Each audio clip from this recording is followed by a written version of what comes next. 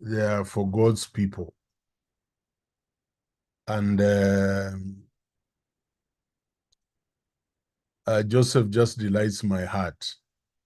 Remember, he even started crying. Not this time when the father had died, but he started crying when he met his brothers for the second time, when they had come to look for food and there was a famine in his father's land. And he started crying. We call them the tears of Joseph. Why was Joseph crying? He wasn't crying because the brothers were hungry or the brothers who betrayed him had come. No. Joseph was crying because he was now seeing God's plan for him in his life. You now begin to see, oh my God, so this is what you planned for me. And I wasn't seeing it. The tears of Joseph. As he looked at his brothers and his younger brother particularly, he started crying. So God, you brought me, you allowed my brothers to throw me in the pit and to lie to my father I had died because you wanted me to come to Egypt to save them. I think the message is persevere in hope. If you have ever been discouraged, if your past keeps you up at night, the horrible things you did, if you struggle with finding good amid your pain, consider Joseph's story. Sold into slavery by his family, Joseph suffered many injustices over a span of years. Yet he shines as an example of not giving up hope. His words to the very brothers who maliciously sold him to slave traders reveal his journey, reveal three powerful truths about hope. So Joseph spoke the truth and did not sugarcoat it. Hope is not wishful thinking. Is grounded in the truth of a situation, yet undergirded by God's work behind the scenes. We may think that to exercise godly hope, we have to pretend heart didn't happen, but Joseph demonstrates the opposite. Joseph spoke to God and God's fidelity even in the middle of his many trials. His hope was in God. Joseph chose hope over despair, even as situation grew bleak. And Joseph understood the heart of God to save many lives, not merely his. He dared to hope that his suffering meant something to the greater good of others. That's why Joseph was crying when his brothers came for the second time. He was seeing it and saying, so God, this was your plan. This was your plan, that my suffering was meant for the greater good of others. So this is the prayer for us this afternoon, evening in Kenya, here in the morning. Lord, in the middle of many trials, help me to exercise my hope muscle. Give me a new perspective on my situation, one beyond me. I want to trust in your work, even when I can't discern what you are doing. Help me to move when you say move, to be still when you say be still, and to keep my hope always in you. For this I pray in Jesus' name. Amen. Amen. Amen. Thank you. Amen. So the mindset of Joseph, what a wonderful scripture, what a wonderful human being he turned out to be. How I pray that we all have the mind of Joseph and keep hope alive, even when things look to be at their worst in our lives. So thank you very much. I can see we are 38, so I would like us to start, I really did not know where I want to start with this topic because Ladies and gentlemen, this is what determines a researcher from a non-researcher. And I'll be hoping that you'll give me some time, even when your exams are going on or are over, for me to really wrap up, to deal extensively with this chapter 2 and chapter 3, because this is what makes the difference. This is the hidden secret in research, those who can decipher the chapter of literature review. And I would like to really hope that we can get this class, a large proportion of you appreciate what it means to comprehend what a literature review is. And so today I'm going to not rush, because I want to get certain points through. But please don't be like people I have taught before, or people you meet who think literature review is all a matter of copying and pasting material. I want you to challenge yourself to construct a literature review as per the expected standards. And as you do that, you will notice your mind will start opening up in a manner you did not imagine, and you begin to become a researcher. You begin to metamorphose. You begin to change from a tadpole to a frog. Tadpole has a very long tail, and now you begin to become a frog, and so you can jump into the future with so much energy. You can get out of the water and go on the land and come back to the water if you want. So I really wish, I've prayed about this, but I wish we could pray that indeed all of us hold the literature review chapter tenaciously and uphold the sanctity of a literature review, because that's the only time you are beginning to sit among the experts in your area. And it's your choice. You can choose not to sit among them, then you will never become. Or you sit among them, then you metamorphose, you flourish, and you jump into another space.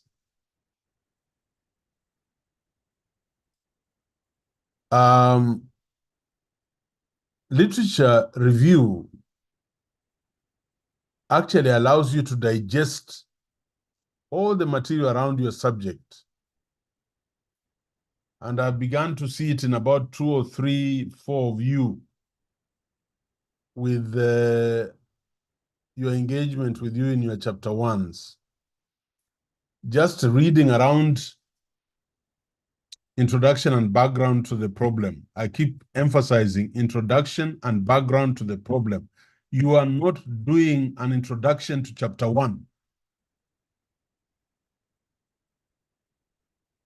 And I don't care how some people think, but you are giving us an introduction and background to the problem. That's why I want those 7 studies around the area and around the problem. Those who have ears and listen will flourish. And I'm beginning to see some of you show signs of ambition to want to read around your subject area. So, what is the significance of literature review? What is the significance of literature review? So the problem the author or authors wanted to address, or the main issue that warranted engaging in that inquiry. So you can't address that problem if you don't put significance to the literature review. The purpose of the primary study or non-empirical, non-primary study, secondary study, is all bring out the significance of the literature review. The research questions or issues that need to be addressed don't come from heaven. They come from extensively reading the literature review and then establishing your gap. It could be a knowledge gap. It could be a methodology gap. It could be a theoretical gap. It could be a practice gap. So that depends on you. Look here, the research methods strategy to be used to address. You are not just going to imagine methods. You're not just going to imagine methods. You are going to pick them from your literature review. Ladies and gentlemen, you will not just imagine. They will come from the literature review. What methodology was used? And is it the one I want to use? Or I want to use a different one and establish a gap? The data collection procedure will come from your literature review. The data analysis. How did they do the data analysis? How about the findings? How are their findings relating to my findings and the subsequent interpretation of the findings? I want to put it to you that those who will choose to punish themselves, in quotes, to mentally punish themselves and give significance to the literature review will be the Josephs of this class. And when you start presenting your proposal, we will begin to see the difference. It will be so obvious, somebody who gave significance to the literature review and somebody who did not. Now, apart from the reasons for writing a literature review, and why do you write a literature review? Proof of knowledge. You bring out a publishable document and the identification of the research family. I like this one. Why do you write a literature review? You want to identify with the research family. You want to be part of the people who have researched in that area and can be cited.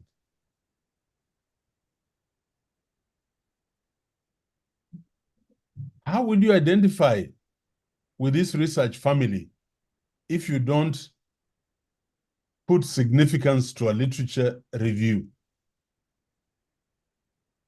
It is not possible.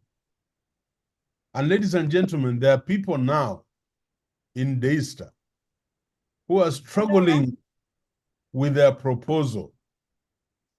They're doing their PhD, but they are struggling with their proposal. And I have only one reason for them. They did not give significance to the literature review. So right from introduction and background to the problem, coming to the problem statement, running to the theoretical framework, and constructing the conceptual framework and then diving into the literature review, they can't do it because they never identified with the family, the research family in their area of study. And by the way, is it them doing that? No, that's what God does. Because you are actually trying to be arrogant, trying to be proud, lifting material, thinking you can find your way around it. God will resist you. So you struggle with your proposal. It's not, if you are a believer, you should be asking God, why am I struggling? Then God will tell you, but you did not give significance to the literature review. You did not listen. I get mesmerized when I hear people arguing about the introduction and background to the problem. That just tells me your conceptualization of research is zero. Yes. And if you don't have a teachable spirit, you'll have a problem. So apart from the reasons for writing a review, the scientific reasons for conducting a literature review are many. And I quote Gal, Bog, and Gal. That should tell you there are two girls, probably man and wife, or man and son, or man and daughter, argue that the literature review plays a role in the following. And I want us to really pay attention. The first one, the literature review plays a role in delimiting the research problem.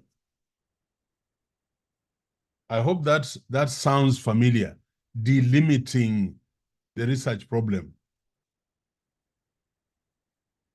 Remember the limitation? It is caused by you. It is the scope. So you see, when you read the literature review very wide around an area, like today, I am going to talk about ChatGPT. When you read widely around an area, you begin to delimit where you will sit yourself. And that is the gap. That is what we are calling a gap in research. How do you delimit the research problem? How do you delimit the research problem? You delimit the research problem by reading it around the literature review.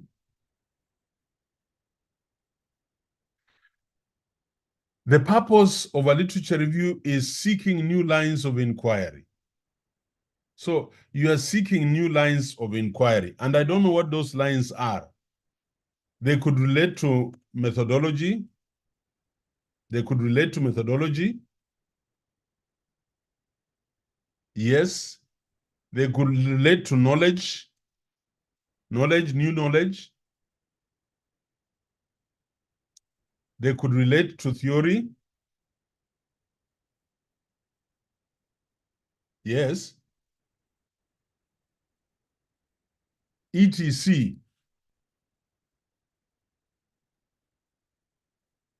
Yes. So you can choose to seek new lines of inquiry. And we did this. It could even relate to practice. Remember, it can relate to practice. That's why you do a literature review, so that you begin to see new lines of inquiry. New lines of inquiry. Look at this one. It helps you avoiding fruitless approaches. I can't go in this direction. Here, studies have already been done. This one I'll not manage to do by quantitative methods. I can't do it by qualitative methods.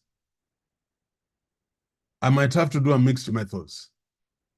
So you avoid fruitless approaches because you have already extensively done research around that area. And I repeat, you are actually doing that because you have a strong introduction and background to the problem.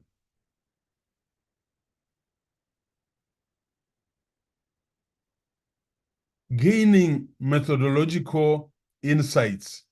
Can I repeat to all of you that I would like to see many of you,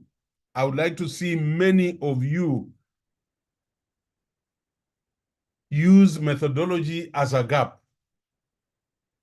in your studies. And even if you don't use it as a gap, I want you to read the methodology in the literature review so that as you go to write your chapter 3, you already know the path you'll use.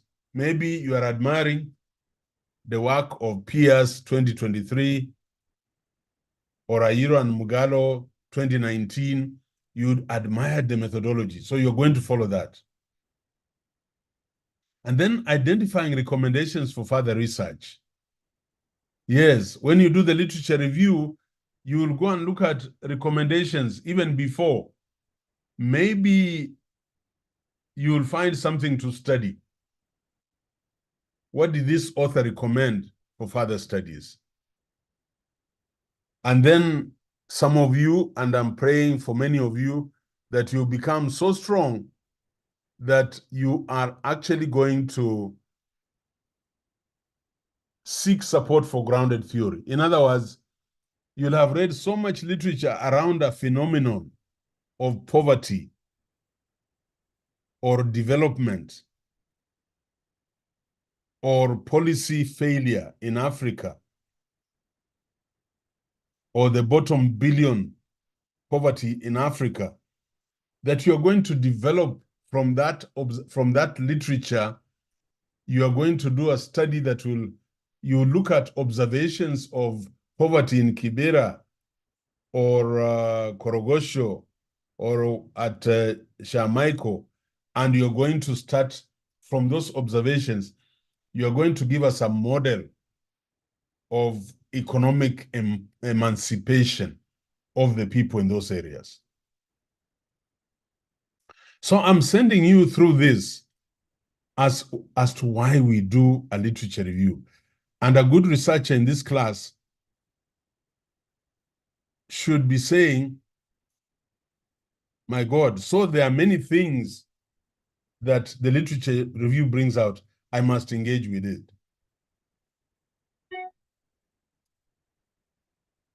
Hart, 1998, contributes additional reasons for reviewing the literature. I'm just giving you the purpose for reviewing the literature. It is distinguishing what has been done from what needs to be done.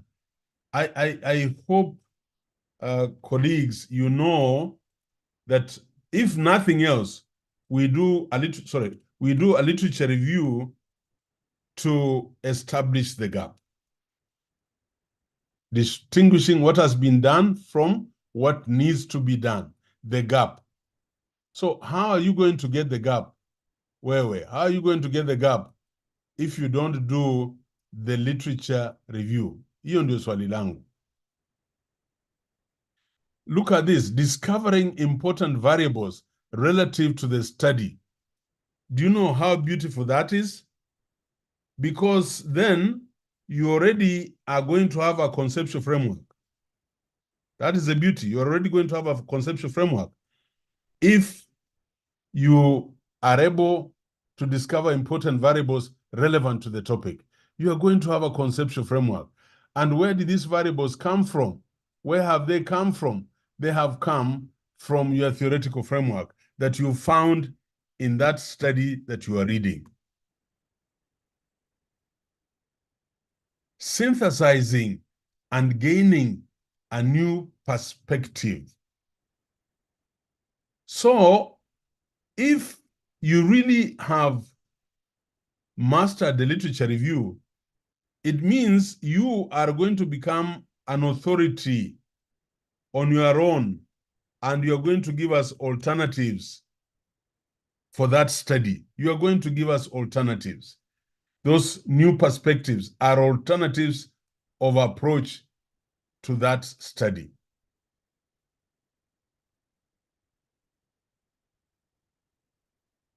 Identifying relationships between ideas and practices. Ideas and practices. So, very, very important. You will not be able to know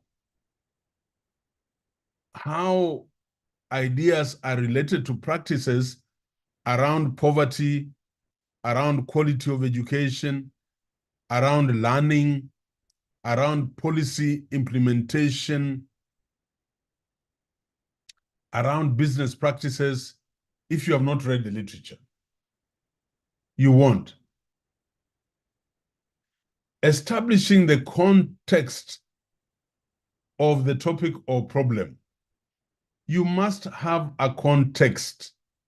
What is a context? You must have a table to put your food on. So your food is your study. You must have a table ambapo utaweka juu yake.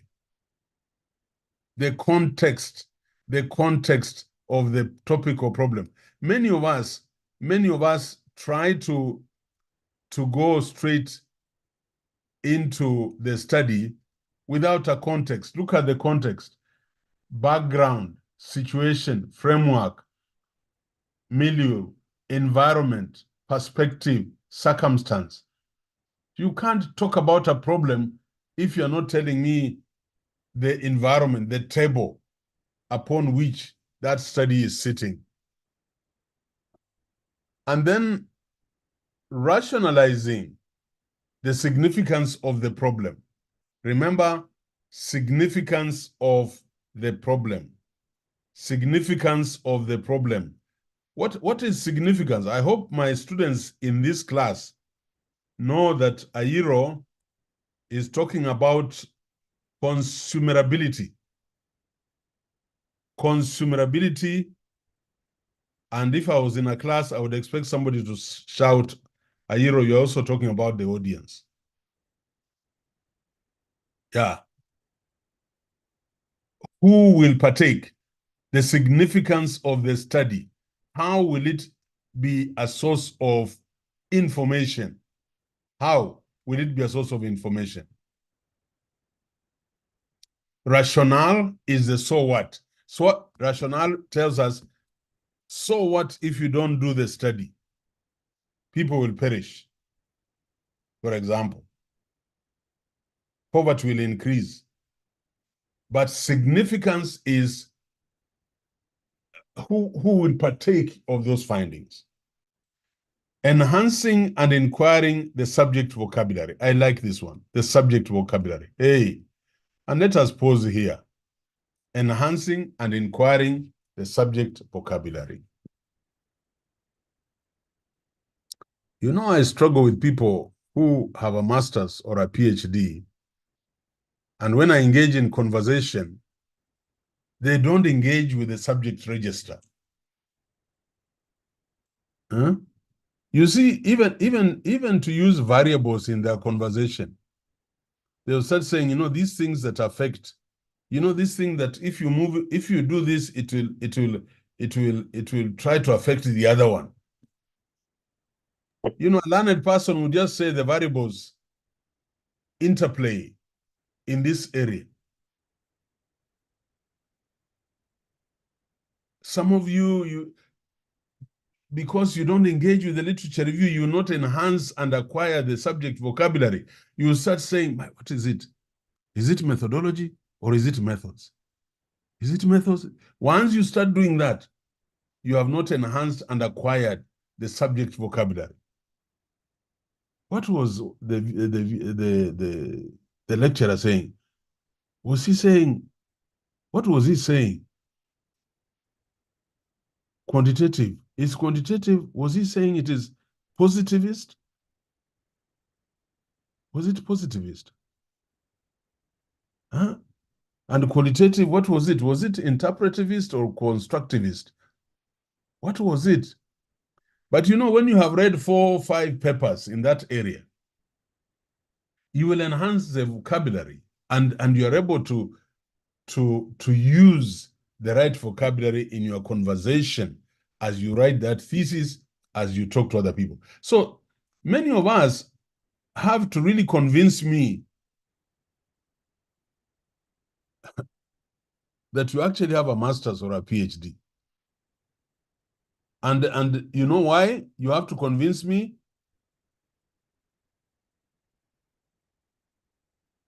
You know why you have to convince me? It's because you have not enhanced and acquired the subject vocabulary, and it doesn't come from the ground, it comes by reading articles. So what is leadership? A good student of leadership now in my class would be asking, is this transactional? Is this transformational? Is it instructional leadership? Or is it transcendental?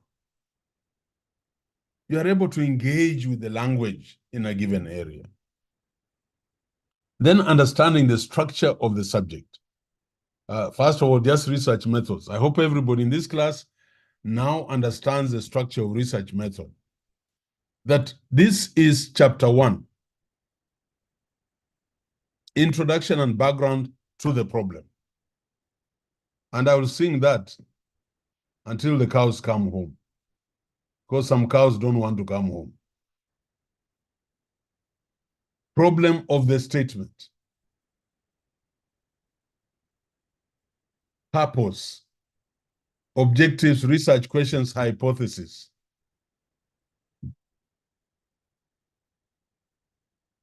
Yes. Limitation, delimitation. Significance, rationale. Conceptual framework. Theoretical framework. Introduction. Then we'll go and open it up in chapter 2.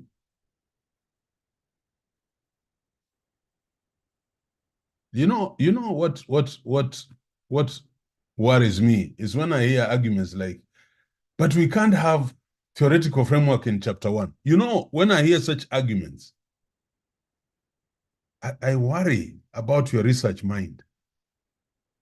Because you cannot operationalize your variables if you have not pulled them from your literature on the theoretical framework. So as inevitably as you talk about variables, you must have had a mention of the theory. I was one of you, Ngosi, was giving me a work on the theoretical framework for instructional leadership, and I was very impressed with what has come out. She now knows the theory that is behind instructional leadership by headmasters in schools. So how do they develop curriculum? How do they implement curriculum? How do they evaluate curriculum? There is a theory, there's a model. Now, it is impossible for this candidate, this student, to do a conceptual framework if she has not engaged with the theoretical framework. Then when we go to chapter 2, like now we are in chapter 2 and I'm coming to it, there's a whole section on conceptual and theoretical framework. You will now expound and then tell us how you are deriving your study variables from that conceptual framework. So it will be pages and pages, 2, 3, 4, 5 pages.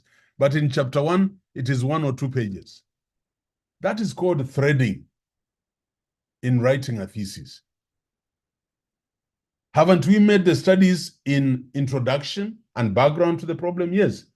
Aren't the same problems recurring in the problem statement? Yes. Are they going to appear in the conceptual framework? Yes.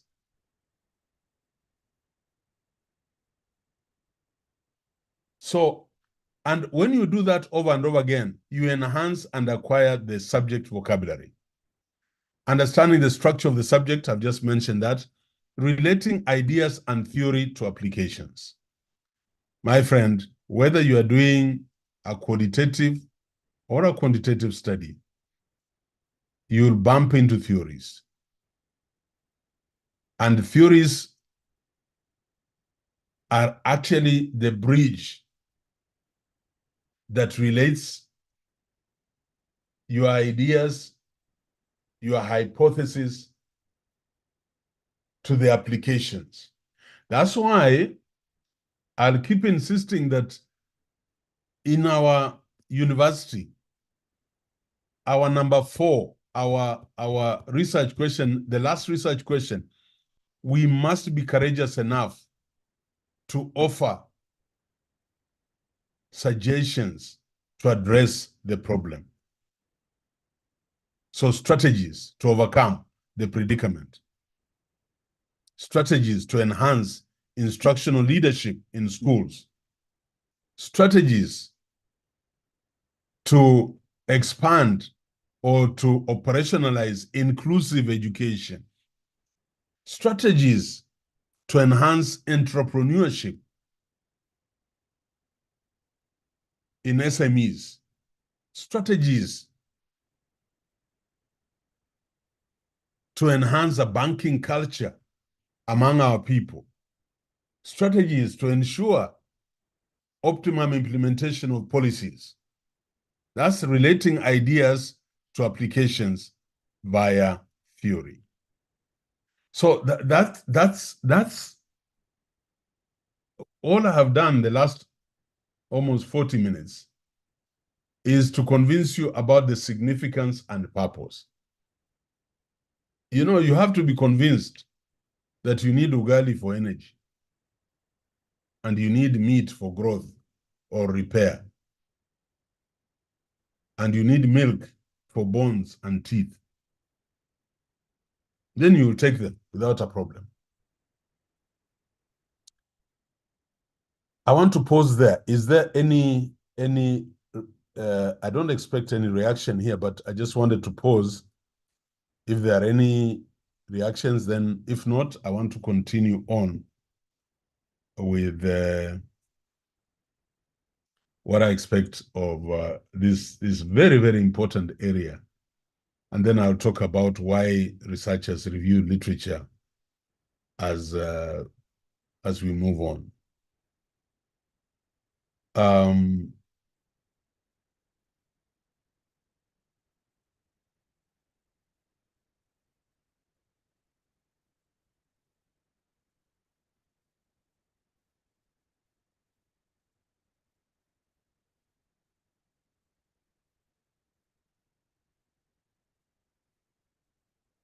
Let me share this. Yes. Let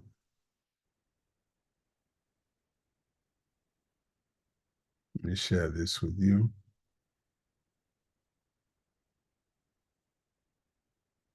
And this is where I would like to spend also time. We have now talked about the significance. I'll be sending you those slides. The significance, Carol, take note of them, those slides, the ones I've just finished with. And then I'll also send you this, writing your dissertation.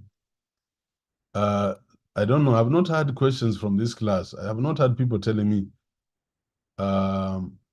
what is this thing called a dissertation? What is this? A dissertation. What is this animal called a dissertation? I've not had many, but please look it up because you need to know why I'm talking about a dissertation and not a thesis. And me, I am, maybe because of my training, the American training, I'm used to dissertations. But maybe later on, as we get to chapter 4, chapter 5, I'll be telling you This looks more of a dissertation than a thesis, but I don't want to get there now. Now, the literature review, I'm hoping that we can construct chapters that will be live and related to our chapter 1, related to our chapter 3, related to our chapter 4, and related to our chapter 5.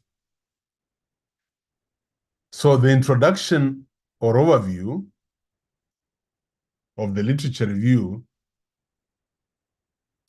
we are advised that in this section, you first remind your readers about the problem and the purpose of the study. So I don't know why some of us are crying when they see Ayiro insisting on a conceptual and theoretical framework in chapter 1. Why are we bringing problem and purpose here? And we already have it in chapter 1. You see, this is the structure of a dissertation, of a research. They are not compartments that don't speak to each other. So you will remind your readers about the problem and purpose of the study, and then you share what should be expected in this literature review chapter, highlighting the main sections and or topics you'll be writing about. And these are the key points for you, masters and doctoral researchers, when developing the overview. So there'll be introduction and overview. Chapter 2 is called literature review. So 2.0 literature review. 2.1 introduction and overview. And here, on the developing the overview, you will state the research problem or gap. You will state the purpose of the study, and then you'll provide an overview of what you plan to discuss in this chapter.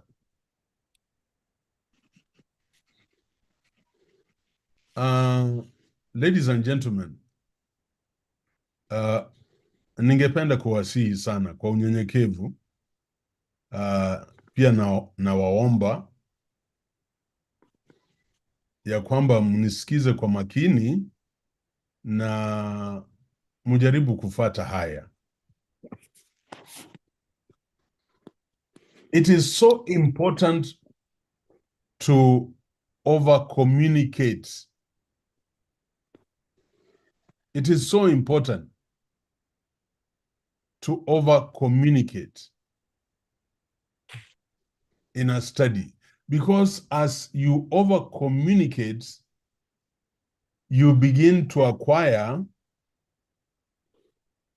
and familiarize with the subject vocabulary. And anytime you are going off track, you go back very quickly and ask, my God, what is my research gap?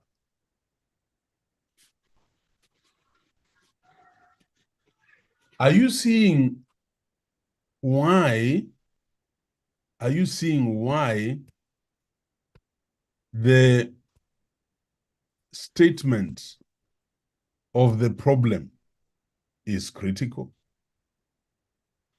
Because it is the mother, it gave birth to the gap that you'll carry into your chapter 2, into your chapter 3, into your chapter 4, collecting data. You'll have collected data in chapter 3, chapter 4, in analyzing the data, you want to see whether the gap has been amplified and filled by the results of your study. And it is just important for you to constantly state the purpose of the study. I want to say this, and I don't know how many of you are able to, I can see some people having a problem with the with connectivity, I hope they're just a minority. I want you to note this, ladies and gentlemen. When you hear somebody say this, state the research problem or gap under your overview. Because some of us will ask, what do I write in the overview? State the purpose of the study. And you're not going into details because you have already dealt with this in chapter 1. So you're just making a concise reference to them. And then provide an overview, because you just can't come with an overview without telling us the gap and the purpose.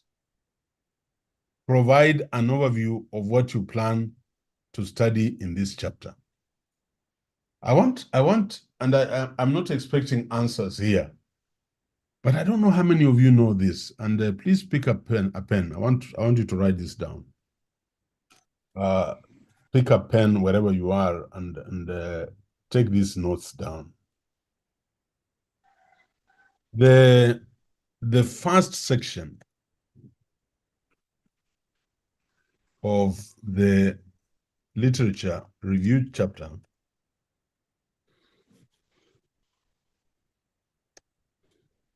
the first section of the literature review chapter,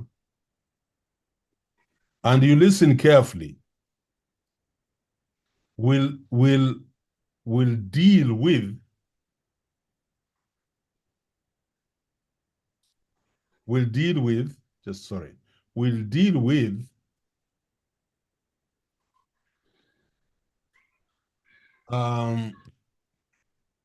literature on the dependent variable or variables. So, Ruth, if you're on the line, your dependent variable for you is this.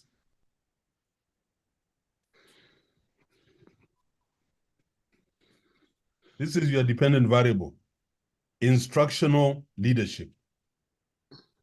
So I'll expect you to tell us in the overview that I will deal with the definition, with the constructs of instructional leadership. The first section of the literature review. The second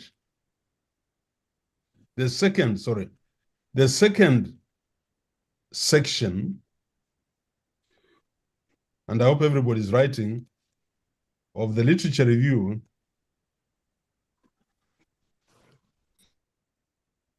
will entail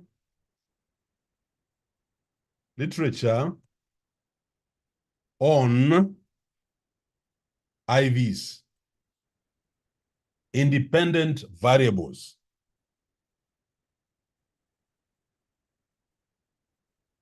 The second section of the literature. Because in the overview, you must tell us what are you going to discuss in this chapter? So in the first part of this chapter, I will deal with literature related to instructional leadership, which is my dependent variable. The second section of the literature review will entail literature, and when I say will entail, maybe I should say dealing with, like that. The third section,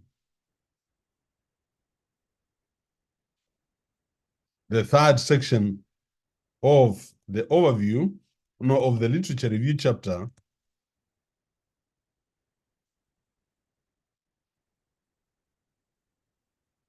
the literature review chapter will deal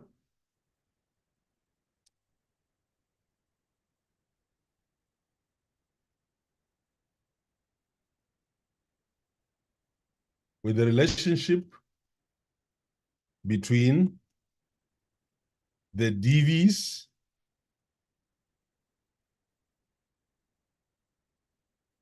and the IVs. Sorry, and the IVs. So the third section of the literature review chapter will deal with the relationship between the dependent variables and the independent variables. So, for example,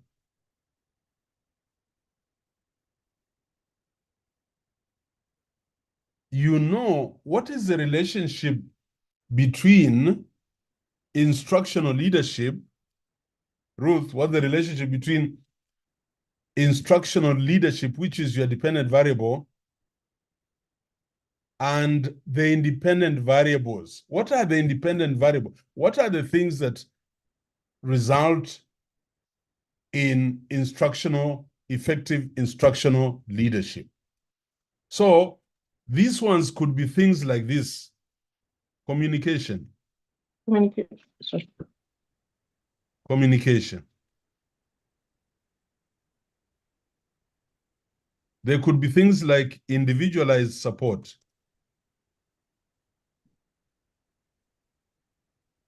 There could be things like capacity development.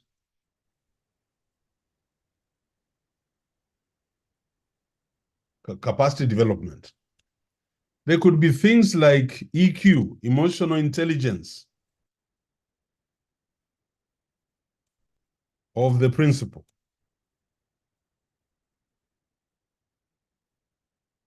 And relationships.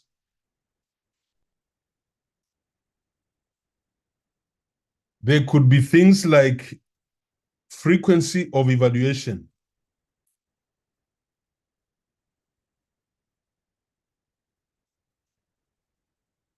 Yeah, etc. I don't know which ones you will pick in your study with your supervisor.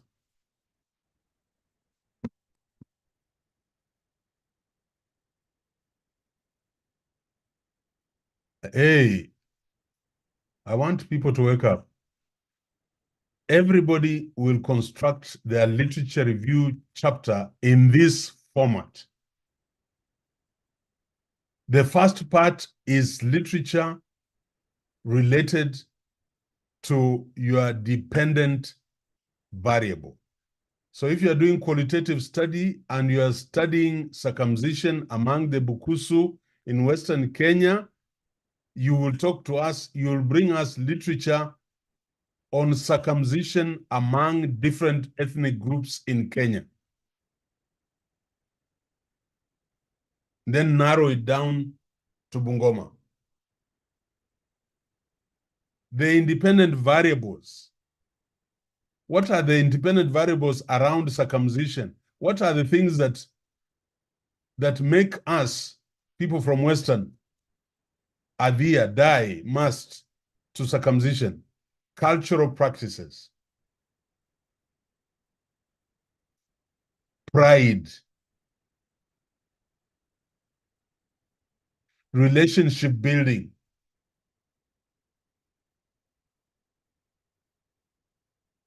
and continuity of customs. Those are some of the IVs. So the second part of the literature will be dealing with those aspects. The third aspect will be, how does circumcision, how is it influenced with the IVs? So how does communication, how does individualized support, how does motivation, by the way, there is motivation, instructional leadership, motivation.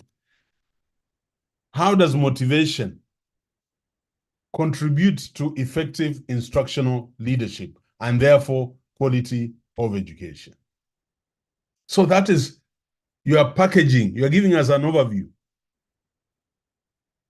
And then the last part in this chapter will be the fourth section.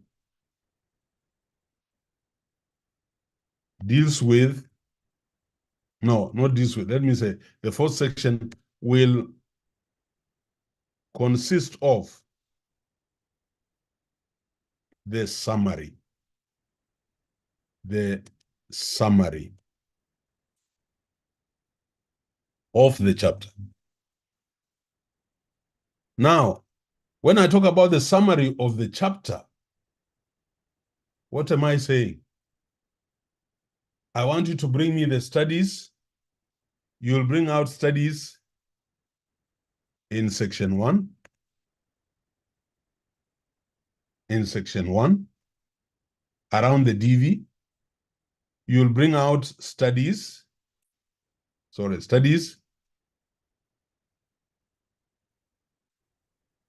Studies in section 2.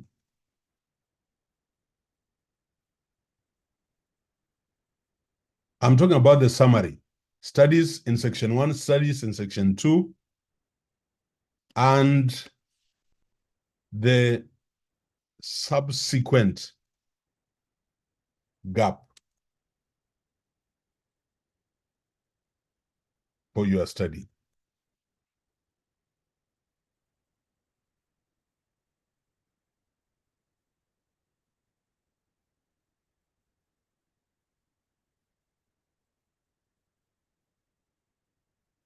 Subsequent gap for your study.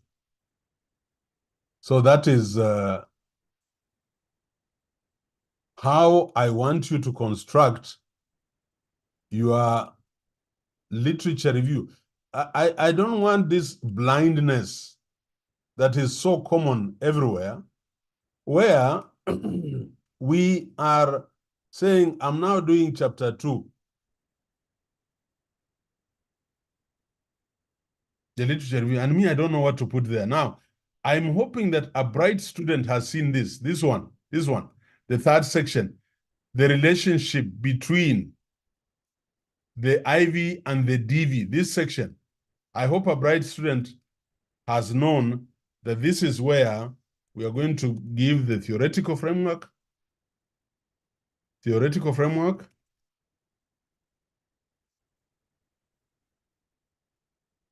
and the conceptual framework.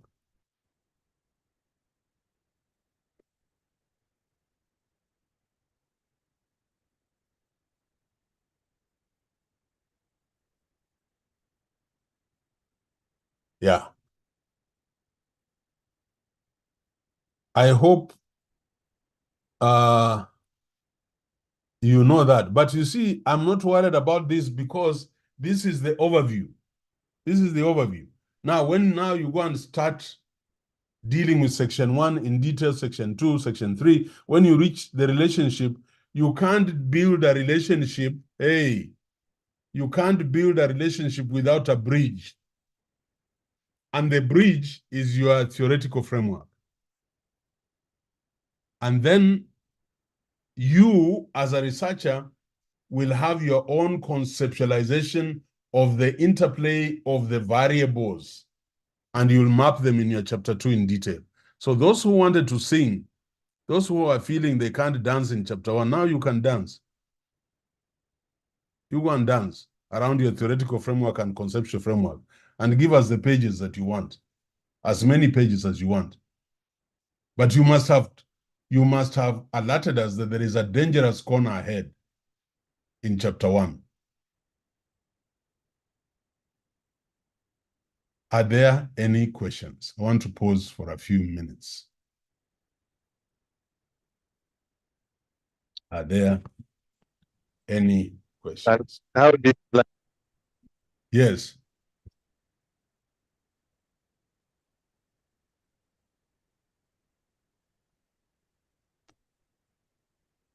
Was that to Ekesa? Yes, this is because of Prof. Yeah, you are cutting, but go ahead. Let me see whether I can hear you.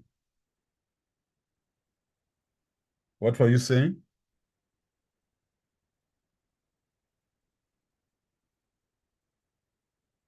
Any other person? Any comment? Any eureka moment? Yes. Juliet Otieno? Prof? Yes, yeah, Julius. Yes, Juliet. Okay, thank you so much, Prof. Just to ask, we are talking about the overview, what you've just explained right now. Yes. Okay, allow me ask this. How many pages or how much am I supposed to write in this area as these sections have been divided? No, this overview can't go beyond two pages font 12. Huh? Okay. Yes, remember what I've said. Provide an overview. Look, provide an overview of what you plan to discuss in this chapter. One. Yes. Yeah, but you see, it is very significant because now after you have told us what will be in the first section, in the second section, in the third section, you are now simply going now to start with instructional leadership. Yeah? And now you do all the literature under instructional leadership. Now is when you generate your pages of your chapter 2. Oh, so this one is just like a summary of what I'm going to talk about. Then after Yes. that, I'll now Yes. get Then deeper now, into each point. yeah, very good. Okay. Very So, good. I like bright kids like you. Obadiah, that's a joke. Obadiah Bahizire. Yeah, good morning and good evening to my colleagues. I have a very quick one from the introduction. You uttered something that I took very personal about that literature review. It's not about a copy and pasting. It's not a copy and pasting event. On that, I would like you to expound on that. How do we fetch the literature review and endorse it or adopt it in our own work? Thank you. Very good. Very good. I'm coming to that. That's why I've said you'll forgive me. I know. By the way, my class, you have 2 exams. An exam on research methods for your 30% marks. You know, my exams are multiple choice. Very easy. You don't have to read, just walk in. And then you'll have an exam on leadership, multiple choice, to accompany the work you've done, the assignments and so on. I'll forget. But Obadiah, very good question. And by the way, I don't know whether you heard. Can you repeat what you have just said, Obadiah? Because that's what affects most students. Just repeat it. Yes. In your word, you mentioned that literature review, it's not about copy pasting. It's not a copy pasting event. So we would like to know more on how to handle that, because I think that is the business that we've been engaging in. Just maybe draw something from whatever you've seen and you paste it the way it is in work. In your work. How yeah. do we do? Yes. Yeah. So that's a very intelligent. That means you're thinking. I want to tell the class this. We are going to spend some time, even today, I'm just about to start. I'll give you a topic and I'll show you how to write an overview. Then I will begin to tell you how to construct a literature review around it. The point is this. Please, the literature review allows us to delimit the research problem. So when you go and read around instructional leadership, if you followed what I said in chapter 1, if your chapter 1 started with introduction and background to the problem, you will already know, you'll have started to delimit the scope of the studies. Now, when you're coming to your literature review, your problem statement will see those studies again, and you'll have told us the gap. When you come to your literature review, you bring up those studies, but you don't copy and paste. You read about that author, and you after you've read what they found out or what they wrote about, you simply write it in your own words. And where you are copying the exact words of that author, you cite the person, or you quote and give the page. Just by citing the person, by copying and quoting the page, already you are deciphering that literature to fit your study. I want you to feel bad when you copy and paste a half a paragraph into your work unattended. I want you at a very personal level to scratch your conscience and say, no. If you do that, and I want to assure you this, if you do that, by the time you finish writing chapter 2, your mastery around that subject and your, what we are calling the subject vocabulary or subject register or knowledge around that subject will have just hit the roof, and you'll never be the same again. You are wanting to become an authority. So I like the question, and I want you to be patient. I go through a few sections so that you see how it comes out. Very good. But good question. Keep it up and keep asking me that question as we go through material. How have you done this? And it becomes our culture. We read, we decipher, and we write in our own words, or we cite, or we quote. Somebody else had put up their hand.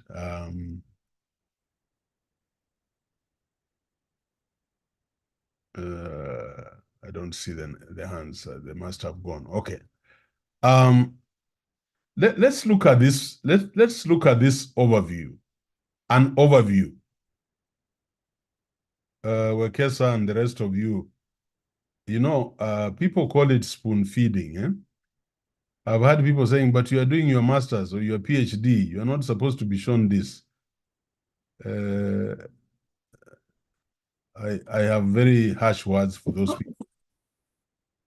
Because you'll only become after I have shown you how to become. If I don't show you how to become, you'll never become.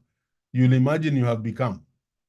But look at this example of an overview. And I want us to pay attention. This is an example of an overview. So I hope when I look at your chapter 2s, particularly those whom I'll supervise, I'll want to see your chapter 2 ordered around your DV, your IVs, the relationship, and a summary. And that will constitute. Now look at this overview, an example. Look at this overview. And this is about ChatGPT. I was trying to get this to come out. I hope it has come out the way I want. I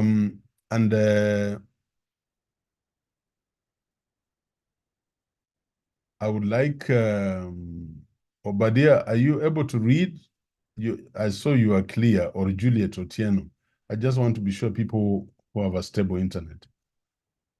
Any of you? Okay, I can read, Prof. Okay, thank you. All right, let's go. So, Example what are you reading? Juliet, what are you reading? Because I want to be sure. What are you reading? An example of an overview, how it's to be done. Very good. Okay, go ahead. Example 20.1, overview. Although there have been conversations within the academic community about the use of ChatGPT, an artificial intelligence chatbot, there was limited empirical evidence in support of how university faculty and graduate students view the utilization of this AI tool and the concerns they have about it. That is the Agostino 2023. The purpose of the study was to examine how ChatGPT can be used in the academic world and explore concerns associated with adopting this AI chatbot. In this chapter, I review relevant literature in relation to the topic of ChatGPT adaptation, use and concerns within the academic field. I started this review by describing where and how the literature was accessed. After describing the literature search strategies, detailed information about the conceptual framework and concepts related to ChatGPT adoption and utilization literature were reviewed. Very good. So this is a chapter from my book, but you'll say, in this, where is that? Where did we have that? Where it says in this chapter,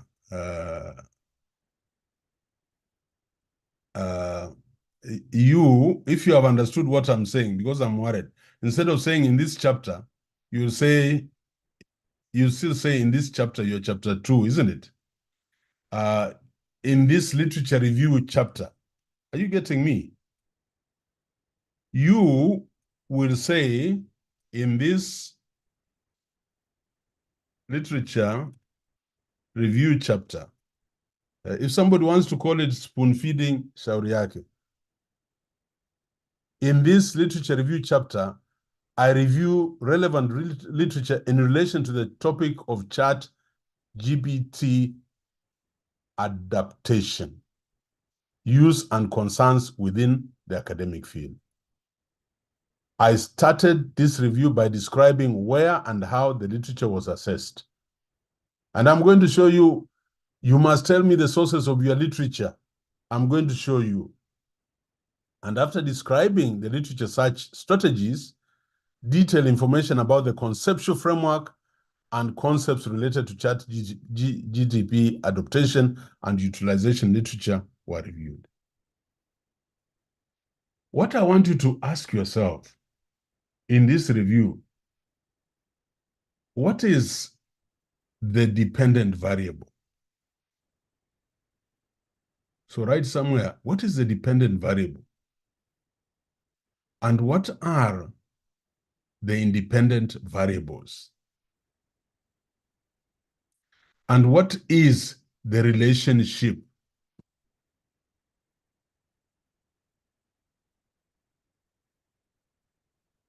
between ChatGPT adoption and utilization? In fact, I've given you the answers.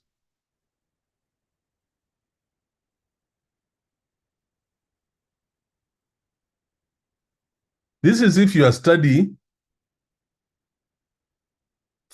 this is if your study is on this ChatGPT.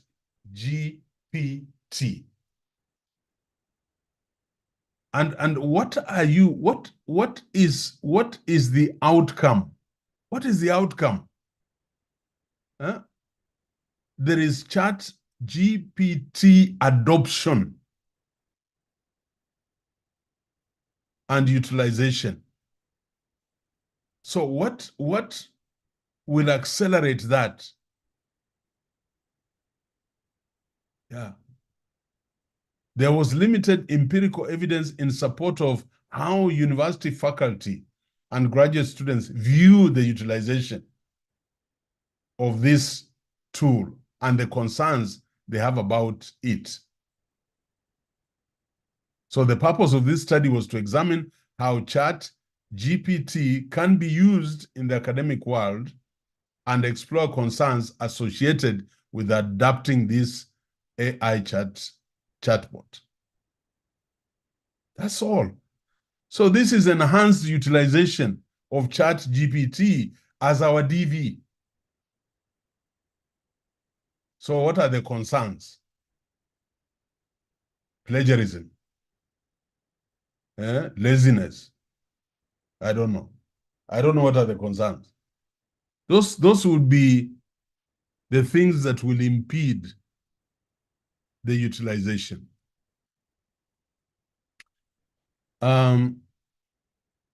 Can somebody read for us, somebody who is ready. Just pick it up, notes about ChatGPT. Notes about ChatGPT. ChatGPT is an artificial intelligence-powered chat system that is capable of responding to questions you ask or command/prompts you give. Atlas 2023. This chatbot, developed by OpenAI, has been trained on a huge amount of information gathered from the internet.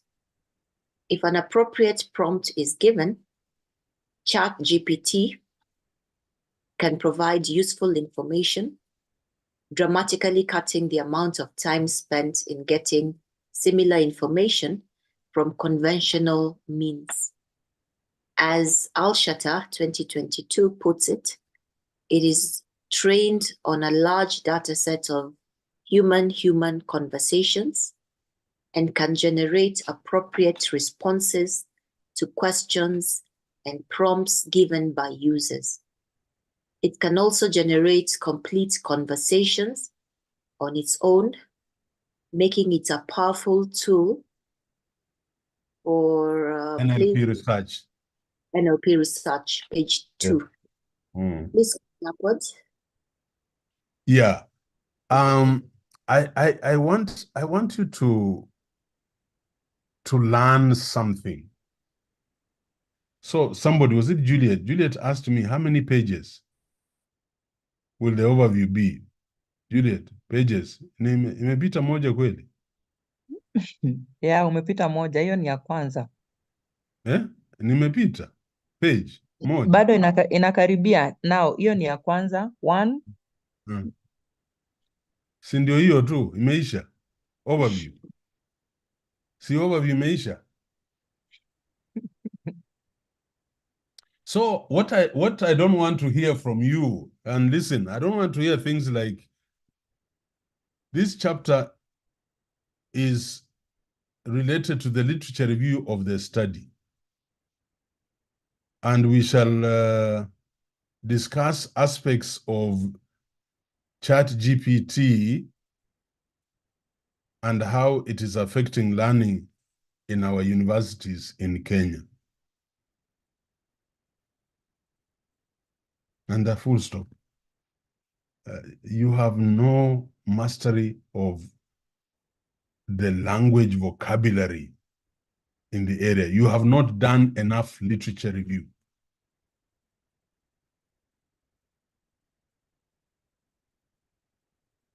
Let's just go on a step further.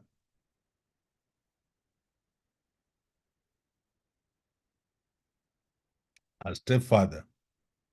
And this is something I want to introduce again in Daystar, because when I read master's and doctoral theses, nobody tells me the literature search and selection. I don't see it. I keep wondering, where are you getting your information from? How did you mine your data? How did you mine your information? Somebody pick this up. Literature search and selection.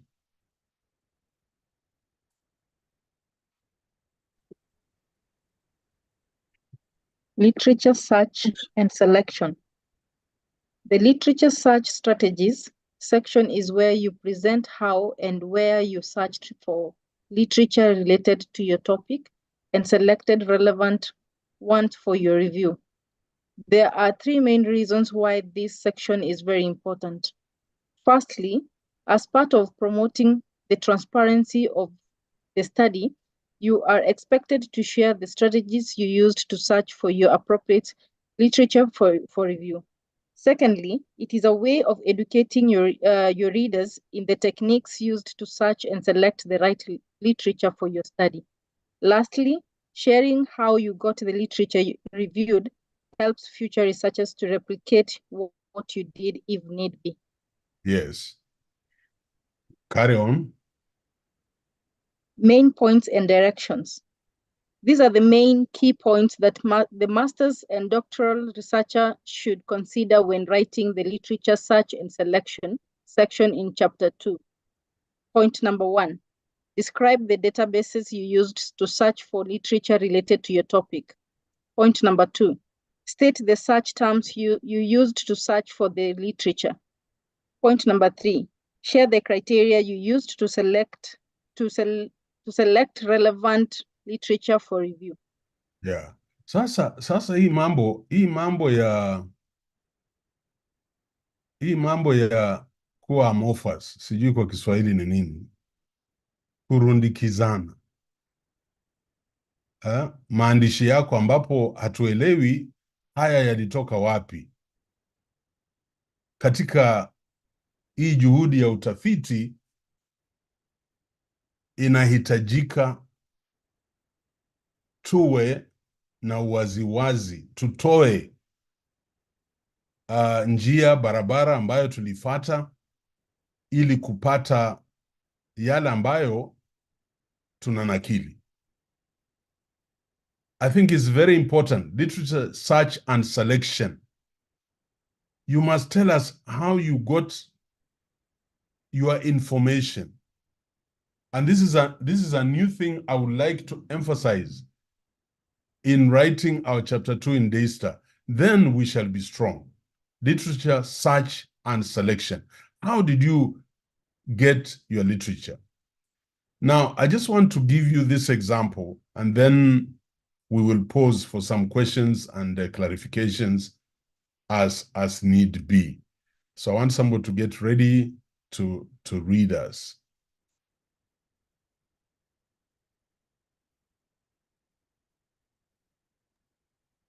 Anybody? Please pick it up. Jimmy, Sanya. Thank you, Prof. Literature search and selection. Yeah. At the time that I was searching for the literature review, ChatGPT had been released for public use for about 3 months. Due to this, there were a few databases that had literature relevant to my topic. I used the Sage Journal and ERIC databases to get access to the ChatGPT related literature. Besides the Google Scholar search engine, the Google Scholar search engine was used to search for literature, including their resources. The following terms were used to access the articles: ChatGPT impact on education. No. Have you jumped? Not really. Just come. Besides, yeah, just repeat. Maybe I was absent-minded. Yeah, go ahead. Okay. Besides, the Google Scholar search engine was used to search for literature, including their sources. The following terms were used to access articles: ChatGPT impact on education, ChatGPT and research, and ChatGPT and education. To be selected as a part of the review, the literature should touch on one of the following areas. 1. Role of ChatGPT in promoting academic work.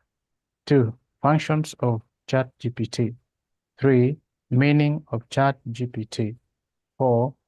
Limitations of ChatGPT. 5.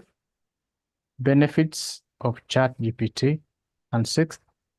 Ethical issues related to ChatGPT. Pause, Sanya, stop. This, if you are following from my overview, this is literature related to the outcome, the DV, the dependent variable. This is what you will start with. Hey, this is what you will start with. You have introduced some ghost code ChatGPT. Please talk to us about it. You are doing instructional leadership. You are doing inclusive education. You are doing the conundrum to policy evolution. So talk about policy evolution. And these are the subtopics that will come in your literature review. That is how your chapter 2 is going to grow.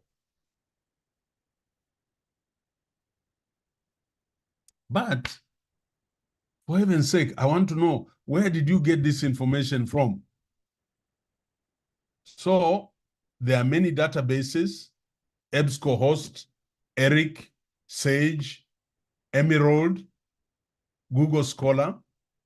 You must tell us how you searched and your search items, the search terms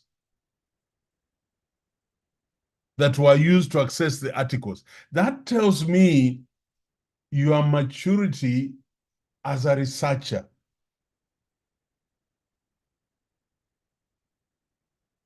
Hautembei kama guigui, whatever that means.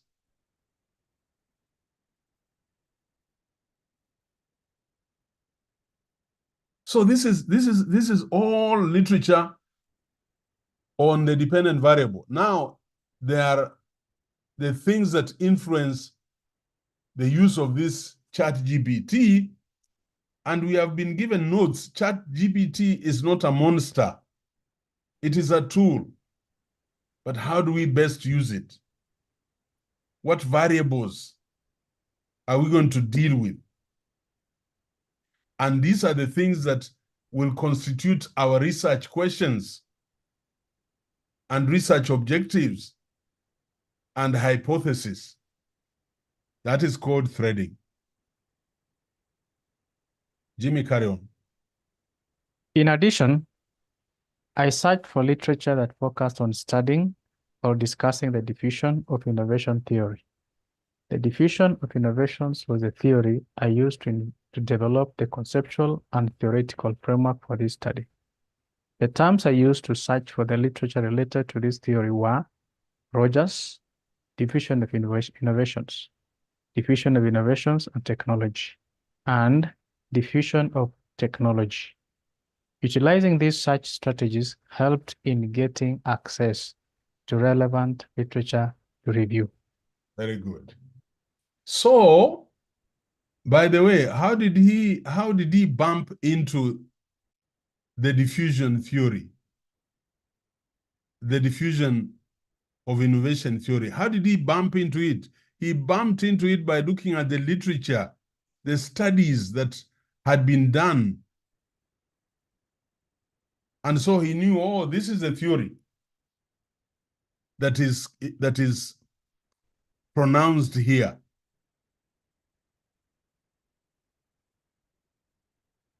They're not coming from anywhere. I mean, it is from the literature. That's why it is so significant to immerse yourself in several studies in the area you want to carry out research, so that you join the family of researchers. You look at the methods they're using, you look at the theories that are applicable in that area, and then how do you search for them? I would like for you to give me the search terms that you used to get either in Google Scholar or EBSCOhost or ERIC or Emerald, wherever you went. How did you use it? So have you seen how theory comes in? But this theory is not just popping up in chapter 2, for heaven's sake. It is not just popping up in chapter 2. No.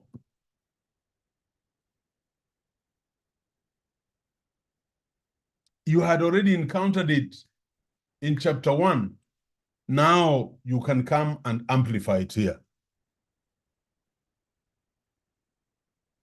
I want to pause there for some questions, if there are any, or not necessarily questions, comments.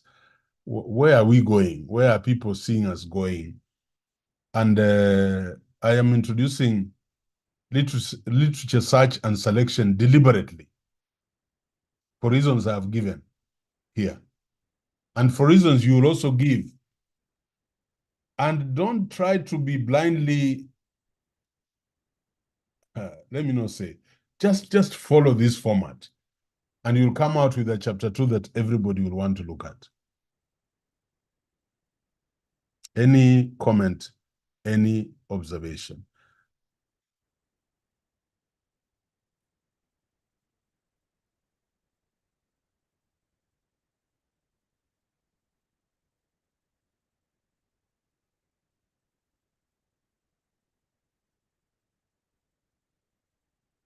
Well, you can lift up your hand. I know there were some other comments, but I don't know if there's. Can you take some of the comments? Yeah, thank you for the tips. I'm just embarking on drafting chapter 2. That's Anne. Maybe that's a PhD student. But I saw someone, Onchami, was that a comment or a question on, or you wanted to know what that means, or you're trying to answer someone? And then we had Beatrice asking, Prof, do we have to write all that? i.e. processes, search, and selection?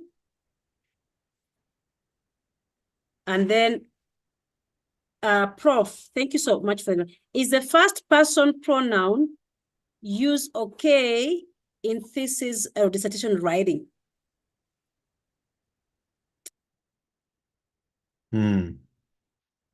Yeah, I want to ask, I also want to ask a question. Which is all that? Because I'm trying to think, which is this all that? On literature search and selection, look at how much is written. Look at it. It starts here, literature search and selection. It's not even a page. But you ask yourself, what is the value addition? What is the value proposition? How do we become different? And how do we educate other people who are reading our work? Yeah, that's the question I'm asking. In fact, you might think, you might be nervous if you really don't know the value of this. And then I ask, have we been taught how to search these engines by the library?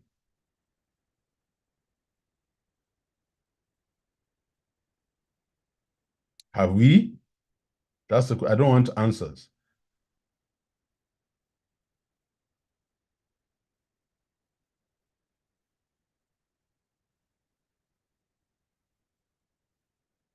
Yeah. So let's choose to be fresh, to be different.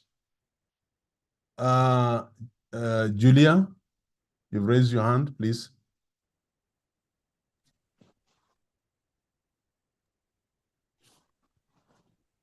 Are you there?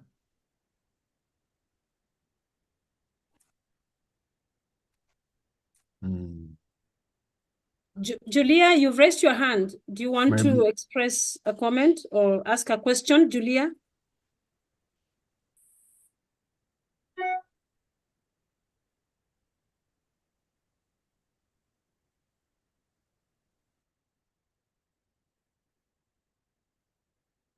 I've lowered your hand. Do you want to ask? You can again raise it. It's okay. It's okay. Yeah.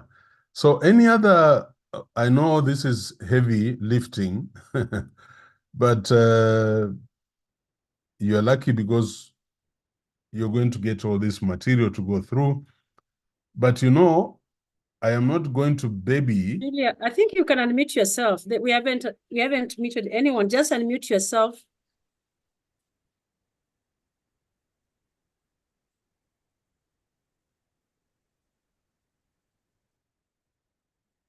Yeah. Allow me to continue, please, because of time. Have you now seen conceptual theoretical framework? How it comes in? How are you going to position your conceptual and theoretical framework? After you have given me an overview of the study, you have given me the literature search and selection criteria, and then you now come to the theoretical, conceptual and theoretical framework. Then after that, you now go into the various variables of the study, the main, the DVs and the IVs, and then the summary. But I want us to look at this because I want you to model your chapter the way we are going here.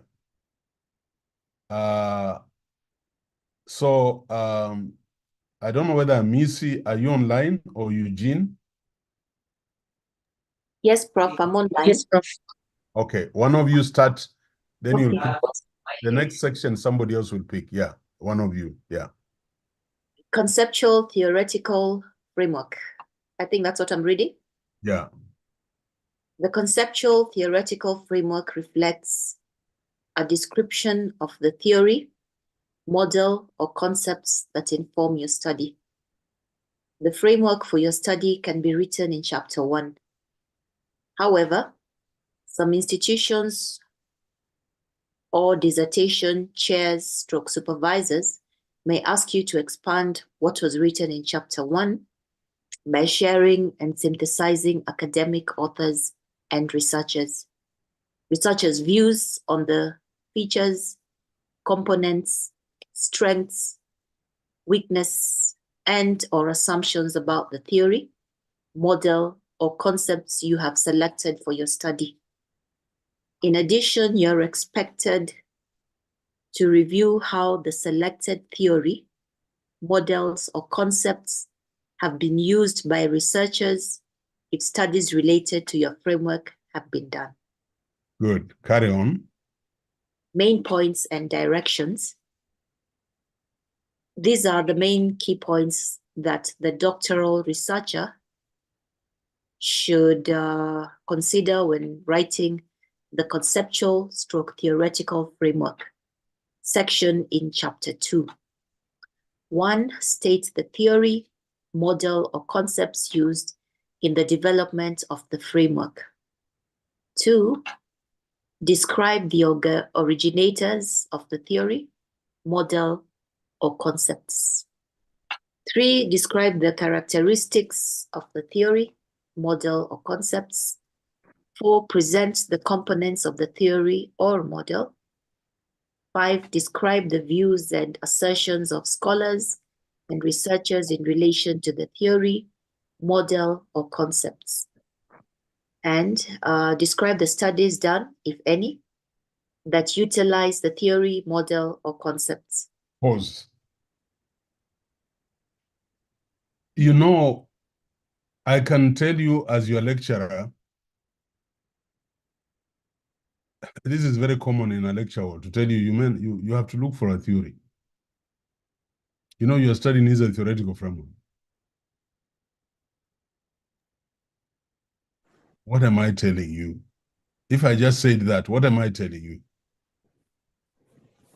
So here, at the expense of spoon feeding or giving too much, me, I think it is necessary, because I struggled with this myself with my first, second, third, fourth, fifth master's and PhD degrees. That's why this book came out, because I wanted to present a scenario where a student understands, when I'm being asked to write a theoretical framework in Chapter 2, what is it? You have seen in Chapter 1, I want you to do a brief mention. But now in Chapter 2, I want you to expand it. But when I say, which theory are you using? You have not given me the theory you're using. What am I telling you? So these are the main points and directions. They are not conclusive. You can also ignore some aspects of them, but you must pick some of these aspects as you write your conceptual and theoretical framework, both at master's and doctoral research level. And forgive me, these are notes.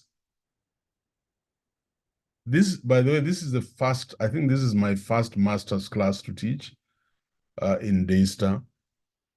So normally I teach the doctoral students, but imagine if today our master students know how to package a theory. What will happen when they go for PhD? It's a walkover. They know you state the theory used in the development, you describe the originator of the theory, you describe the characteristics of the theory, you present the components of the theory, you describe the views and assertions of scholars and researchers in relation to the theory. What do they think of it? And then you give us the studies done that utilize the theory, and that's why you're using it yourself. So don't look at this and say, this is too much work. No, this is a roadmap. In fact, you just fill in, and you'll have a chapter 2 that you won't even believe it yourself. Carry on. Let's do this example. Okay, example 20.3, conceptual/theoretical framework. The theory selected to inform... Remember our study is still Chat GPT. Still the same study. Carry on. Okay. The theory selected to inform this study was the diffusion of innovations, Daring and Cox 2018. This theory was developed by Rogers 2003. The diffusion of innovation theory explains how innovations are adopted and used by people over time. Pause. Notice that this theory was developed by Rogers in 2003, but this aspect, I looked at the latest use of this theory because ChatGPT is a recent phenomenon. So I looked at a study that has used the diffusion of innovations theory latest. Maybe the other studies that came out yesterday, but this is Daring and Cox 2018. So this is the one I selected to inform this study, but it was developed by Rogers. So be careful about that. Carry on. I'll pick it from the diffusion. The diffusion of innovation theory explains how innovations are adopted and used by people over time. In other words, the theory evolves around how new technologies are accepted and utilized over time. Sahin, 2006. Rogers' diffusion of innovations theory is the most appropriate for investigating the adoption of technology in higher education and educational environments. Sahin, 2006, page 14. And you know it is page because we have used quotes. Yes. Okay. Similarly, the theory best informed this study because it focused on exploring the diffusion process of ChatGPT within the academic world, examining the use of this AI chatbot among the university faculty and graduate students. Diffusion is how the information about and utilization of an innovation moves from the innovators of a technology to the end users. Wenyet, 2002. Yeah. So look at this. What have we done? We have stated the theory used in the development. We have described the originator of the theory, and we have described the characteristics of the theory. Yeah. Diffusion is how the information about and utilization of an innovation moves from the innovators of a technology to the end users. So what am I saying? If I had just told you, give us a theoretical framework, utaandika nini? Now you know this is what I'm expected to do when I'm packaging my conceptual and theoretical framework. So many of us get excited and say the conceptual theoretical framework will be in chapter 2. But if you ask them, what do you want me to do? Students go and copy and paste. They would have copied and pasted Rogers blindly. Some things will pop up, yes, but it will be blindly and it will not be in relation. They will not even bring in ChatGPT to contextualize how they're using that theory. So remember, this theory is about diffusion and innovation. We will not read this, but I want you to note. Now you can expand. You can tell us about this theory. So there is description of diffusion. Look at all that. There is description of innovation, because it's about innovation, diffusion and innovation. And then characteristics of innovators or adapters. You now expand on that. And, you know, I'm sure you know these things of early adapters, late adapters, laggards, and so on. Then the environmental context, you now put it in your literature. This one, you have just talked about the theoretical framework. After this, and notice, even in this theoretical framework, we are not lost. We keep making reference. Look at this one. We keep making reference to ChatGPT because that is what our study is all about. So here, similarly, as the innovators are shaping an artificial intelligence tool such as ChatGPT, the invention is also changing the society. Hence, the need to explore the views of the potential users of this artificial intelligence chat box.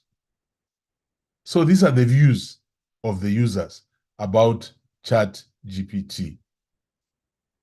So we are not just planting the theory of diffusion and innovation.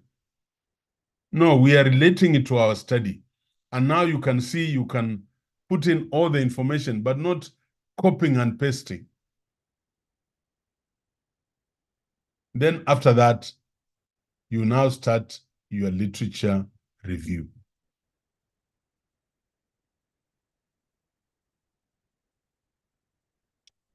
And I cannot overemphasize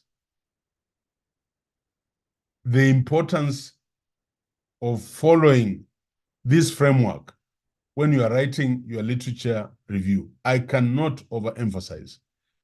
And those of us who will follow this framework will find it very easy. You're just going to adapt this framework to your study. Of course, none of you is doing ChatGPT, but if you follow this framework, you'll be able to know how to package your literature review.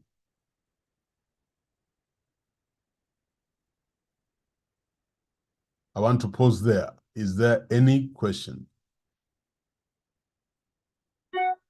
And these notes, we shall send them. I'm going to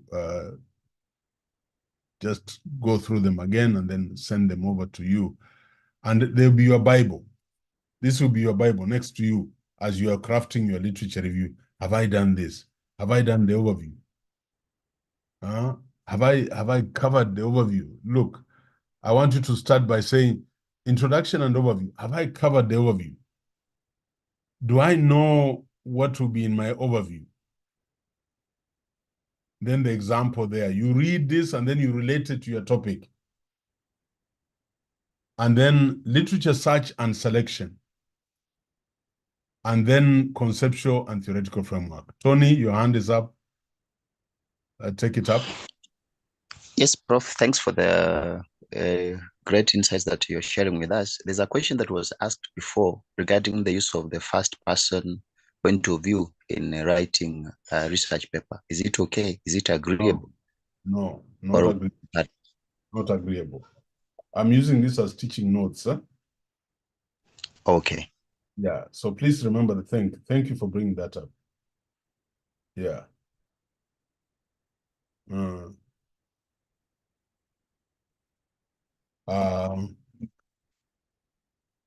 Any comment? Is somebody seeing something? There are some questions there, but I don't. Yeah. And let's listen to Oloch Madina first. Thank you very much, Prof. sometimes I feel intimidated with this course. And then sometimes also I feel like, oh, that's obvious. So I am somewhere in between there, but I will get through. Now, at some point you were mentioning about chapter 2, and you talked about in chapter 2, we will ask you to expand some elements from chapter 1. And so it just came to my mind. Many times when we are writing abstract for conferences or presentation of our research, I kind of realized that there are a lot of elements of chapter 1 in the abstract, at least the part of it, if you minus the results and the conclusion. Would you say that the abstract presents advisedly a kind of miniature chapter 1? Yeah, I agree, and I have refused to talk about the abstract. Okay. When we finish chapter 3, okay, I will give you a model abstract to put in your proposal before defense. And that miniature abstract will not have results because we are still at proposal.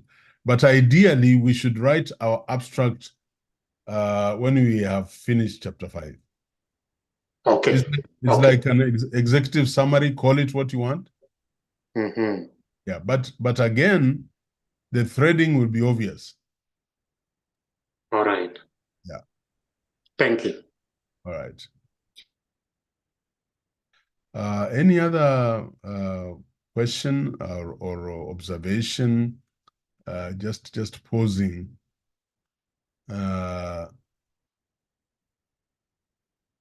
Prof, I think someone has still persisted. Prof didn't address the question on whether the use of first-person pronoun is allowed in research work. This is an important issue to be cleared, please. Kindly. It is not. I've just said you don't. You don't use the first person, huh? Yeah. Yeah. I'm emphasizing that. These are notes. Yeah. But you should be able, the researcher. Yeah. Yeah. I think that's but it's good to get concerned. Yeah. What's the name of Prof's book? Where can I get it? Functional approach to, it's online. Research methods. Yeah. Yeah. It's online, but I'm hoping that we can get the KLB version coming out. They are taking too long. They are too busy with the CBC books, but that will be much cheaper for students. So I'm pushing them, but you don't even need the book because the whole course has used the book. So you're very lucky. You have the notes, most of the notes, but it will come out. Yeah. Then there was a question on, is the exploration of the characteristics of a theory chosen for a study the same with elucidating the tenets of a theory in a study? Yeah, I told you the theory drips the variables. If you have a leaking ceiling in the house, ile maji inaanguka kwa ceiling huko inaanguka kwa theoretical framework. Alafu what drips out on the floor is your variables. So yeah, they come from there.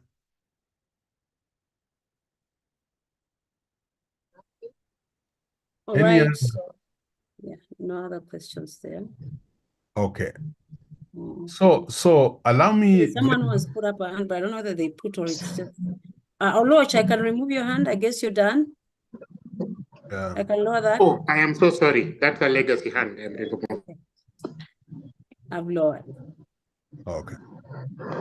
So are we feeling the class? And I don't want an answer, but I hope we are feeling comfortable on how we shall make our conceptual and theoretical framework sit. Somebody has asked me what comes first. Obviously, is the theoretical framework. But you know why I'm using this here? Something should tell you why I'm using conceptual theoretical, because I know you have met it in chapter 1. That's my assumption.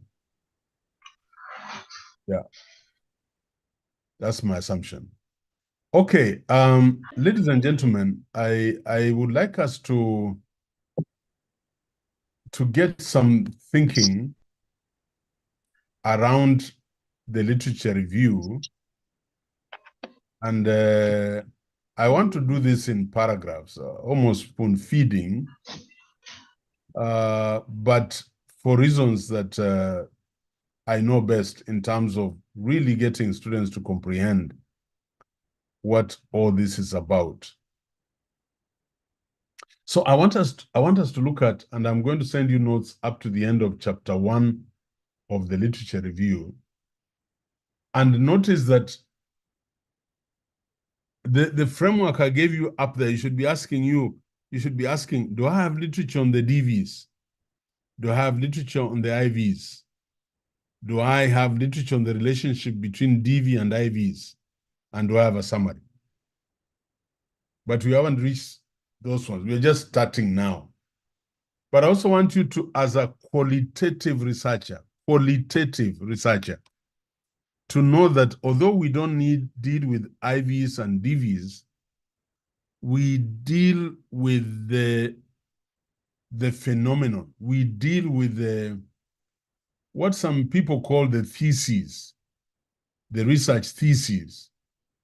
But when you go to the theory, you'll find some anchoring constructs in the phenomenon. So if it is poverty, there will be some anchoring phenomenon that then constitute the beacons or the variables of that qualitative study. If you are dealing with advocacy, if you are dealing with marginalization, if you are dealing with democracy, if you are dealing with things like poverty, there are certain concepts that you'll read in the literature and they'll keep coming up. And even conceptual framework, theoretical framework, you'll find theoretical frameworks or models, maybe not theoretical framework, models being developed to guide the thinking around some of those constructs. So I would like, Sindani, are you able, do you have connectivity mzuri? Yes, Prof. Yeah. Can you take us up on the review of literature? Okay. Yeah. Example 20.4, review of the literature. Because ChatGPT... And Sindani, Yes, everybody, sir. I'm not talking to Sindani, our topic was on ChatGPT. So we are using this as an example. Down. We have finished conceptual framework, theoretical. We are now coming to how we would construct our literature review. Okay. Yeah. Okay, once again, example 20.4, a review of the literature. Because ChatGPT was released for public use in November 2022, not a lot of empirical research has been done. Al-Shatter 2022. However, there are positional papers or articles written about the adoption and impact of this AI tool in the academic world. Some of these articles were reviewed, which included synthesizing scholars' observations, perspectives, arguments, and assertions. The review was organized under the following topics: roles and functions, benefits, limitations, and adoption of ChatGPT. Equally important, a review on ethical issues related to ChatGPT was also presented. Yeah. Roles and functions of ChatGPT. So when you are writing your literature, that will be your first subtopic under the dependent variable ChatGPT. Go ahead. Because if you look here, the reviews were organized under the following: roles and functions, benefits, limitations, and adoption. So now these become your subtopics. I hope you're following. These now become your subtopics of your literature review under the dependent variable. Carry on, sorry. Roles and functions of ChatGPT. Exploring the unique functions of ChatGPT, researchers and scholars are in agreement that it has a role to play in education and research. Evidently, Al-Shatter 2022 asserted that the ability for ChatGPT to make sense of language and give responses similar to what humans do make it a great tool for assisting researchers. Specifically, Al-Shatter 2022 further indicated that the AI tool could help researchers generate potential research questions for proposed studies and make sense of the data collected. In addition, Zai 2022, who was an aspiring researcher, shared that ChatGPT is seen as a useful research tool that can assist novice researchers to easily learn about research terms and best practices. Similarly, when highlighting the characteristics of ChatGPT, Zhang 2023 emphasized its efficiency, stating that it saves time when using the AI tool to brainstorm ideas and make sense of concepts. On the whole, ChatGPT can help promote research, teaching, and learning, and it can be a useful tool for researchers, teachers, and students. Kasneshi et al. 2023. Although the AI chatbot has a huge role to play in education, it will not, however, replace the jobs of educators. Al-Shatter 2022. All right. Thank you very much. So you see the first paragraph has covered role and functions and benefits. Then the second paragraph, which we are not going into, is the limitations of ChatGPT. Limitations. So the second paragraph would then cover, in your literature, would cover the limitations. You'd have to go through it, read the literature if you are doing this study, and write notes on it as shown up to the end. So this is on limitations of ChatGPT. Now, where is this coming from? By the way, where has where are these topics coming from? It's from the literature. How have the authors, how have been this family of researchers, which aspects were they talking about anytime they talked about ChatGPT? They talked about roles and functions of ChatGPT. They talked about benefits. They talked about limitations and adoption of ChatGPT. So that would have been my first paragraph. My second paragraph would have been on benefits. My third paragraph would have been limitations of ChatGPT. And then as you go on, we'll come to benefits of ChatGPT.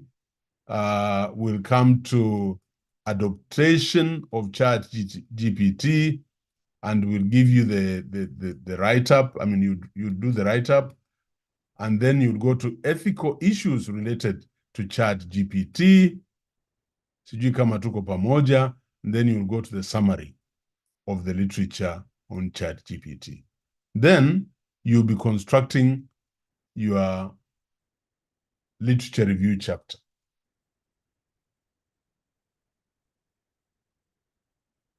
And notice these are just notes on the DV. Now I'll come to the notes on the IVs. Factors that enhance or inhibit, whatever the case is, depending on your study. Then I'll do relationship. Relationship, I'll go back and bring in the conceptual and theoretical framework. Then I'll do the summary.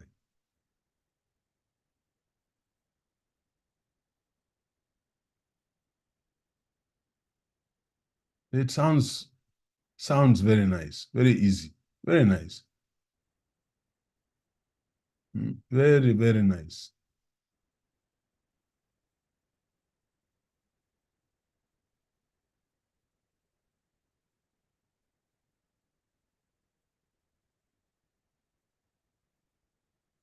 So I want to stop there because I have to leave for a meeting. It will be, it's 12:30 here, so sita na nusu. But I want you to comprehend what we have done today. So what I'm going to do when I have time, and please be on standby, forgive me for ambushing you. It just depends on my schedule when I have time in the morning and I can carry on. I am going to look at extracts, literature review extracts to fit in to reinforce the understanding of crafting your chapter 2. So I'm going to do that. And then you are ready to go. You are ready to start writing your chapter 2. Yeah. Any questions? So I want to I've used one example. I want to bring you some extracts from different examples of research on how chapter 2 is fashioned. But the bigger framework is DV's, IV's relationship, conceptual theoretical framework, and then summary and the gap.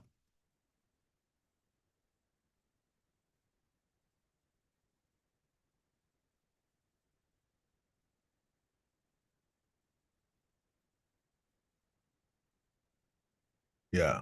Somebody asked what comes after the limitations. These are limitations within the DV, within the chat GPT. Then you'll go to your IVs.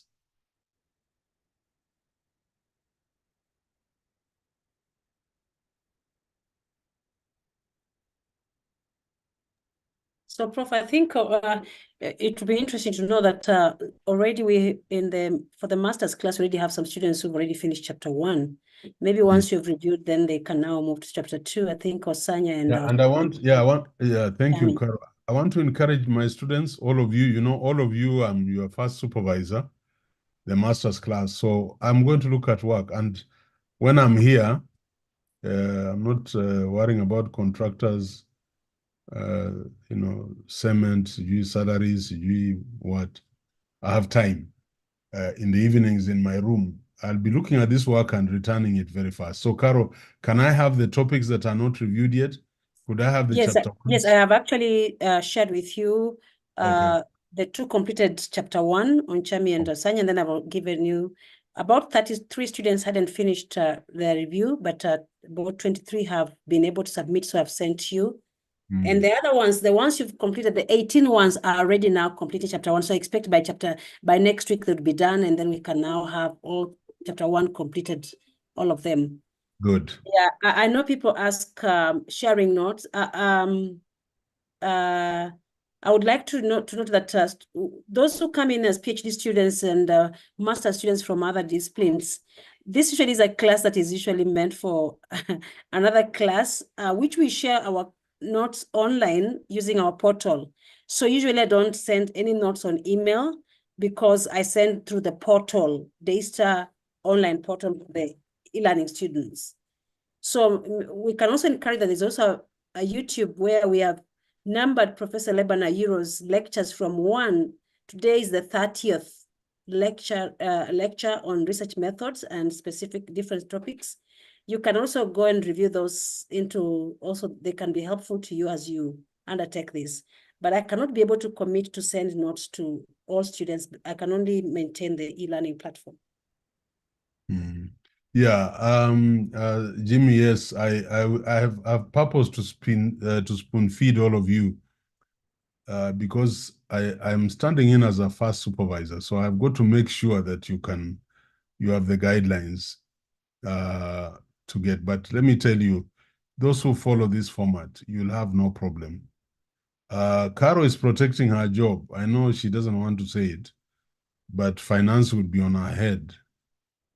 Because the class is actually for the registered students. But the PhD students, please continue attending, feel encouraged. And as I promised, when I get back, we'll have some seminars with your supervisors and faculty to support you, because we are a family. We are one and the same thing. Yeah, we will. Okay. Thank you very much, all of you. Appreciation, Lavuna and Ongaya and Mercy and Amisi, Faith Amisi. We are in this together. We'll want to see a very strong Daystar postgraduate programs. So I hope you're seeing. Excuse me. Yeah. Okay, this is Faith. Yes. You can hear me. I can hear Faith. I want to talk on behalf of myself because I'm stuck. Yes. We have changed my topic severally, and I tried doing the last one that we're talking about the wellness, and I was not able. Then I changed my topic. I submitted it to Magdalene so that you can review it, and I continue. I've tried to do some work, but I just wanted the clearance of the topic so that I can combine my work, what I've done. No, don't. That's what we are saying. Just be assured you'll start getting this. It just takes me 2-3 hours. I'll get those back to you. So Okay. I'm aware. Don't worry about that. Yeah. Okay. Yeah. Okay. Nawatakia kila laheri. Keep Kenya safe and all the best. Bye-bye. Thank you so much, Prof. Have a very wonderful afternoon. Okay. Thank you, Prof. So we'll get. Prof. Yeah, I want my students, all of you, not just the master's, PhD, be available when we call you online. We want to clean the remaining part of literature review and how to write a summary. And then we'll do chapter 3 and we are ready to go. Sawa sawa, kwaheri. All right. Good night. Go Good ahead, day. Prof. All right. People, see you.